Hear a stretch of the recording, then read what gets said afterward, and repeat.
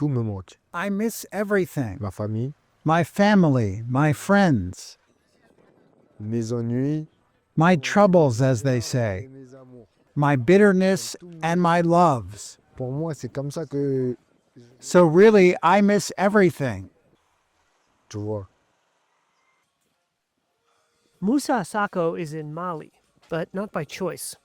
It's his country by birth, but he moved to France as a young child to treat a chronic eye condition. He spent much of his life in a Paris suburb. Pour moi, je suis à l'extérieur, tu vois. I still feel like I'm on the outside. I'm in a bubble. I'm neither in Europe nor in Africa. I'm in a bubble, and when the bubble bursts, I don't know where I'll land.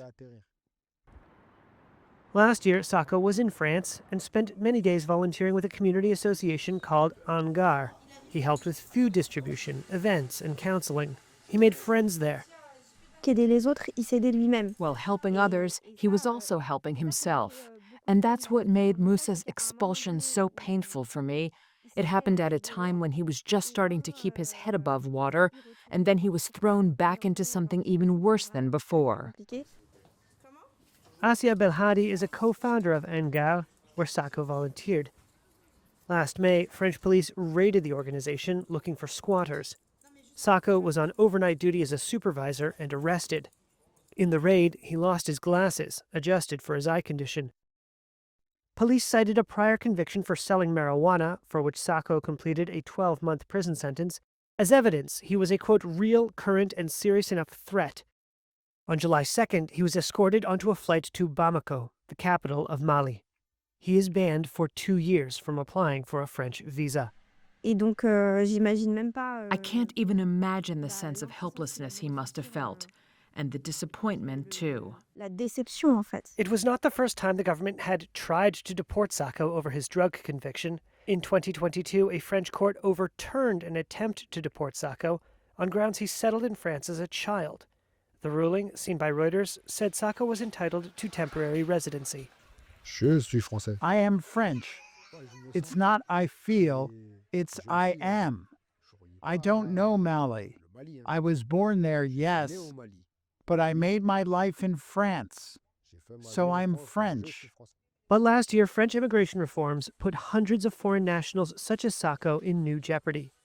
Reuters interviewed 40 people, including Sacko, others affected by the new law, rights advocates, lawyers, and researchers, for a detailed look at the impact of France's 2024 immigration reform. The change removed previous protections for foreign nationals who settled in France before the age of 13, those with French children, a French spouse, or a serious medical condition. French authorities say the measures responded to public demand for stricter controls and the removal of foreign nationals who threaten public order. Il ne s'agit pas d'être contre l'immigration. This is not about being against or for immigration, but about being able to manage immigration. And as a sovereign country like ours, defining what type of immigration we wish to have, and what types of administrative and legal arms we can put in place to welcome, redirect, and integrate people who have been coming in our country to live there. Vivre. Polls show public support for the law. France's Constitutional Council rejected elements of the legislation last year, but the new deportation rules remained. Interior Ministry data show deportations rose 27% in 2024 to 22,000. Many of those deported or facing deportation have, like Sacko, prior criminal records for which they've served sentences long ago. Lawyers and activists say these cases display overzealous enforcement that upturned lives. And the lower bar for deportations raised concerns, including in French court decisions, that the new rules clash with the European Convention on Human Rights, Article 8, on the right to a private and family life. Donc tout ça, c'est le drame de l'expulsion.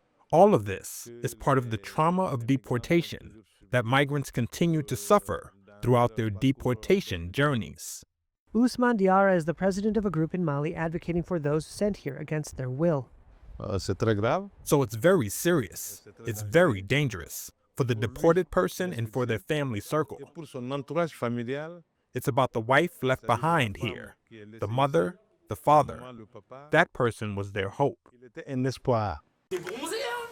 In January, Sacko's friends at Angar called him to check in. They asked if he had any good news. Ou t'as pas de bonnes nouvelles? He said, "We're waiting. I'm waiting." T'attends? They replied, You're waiting? We're waiting then.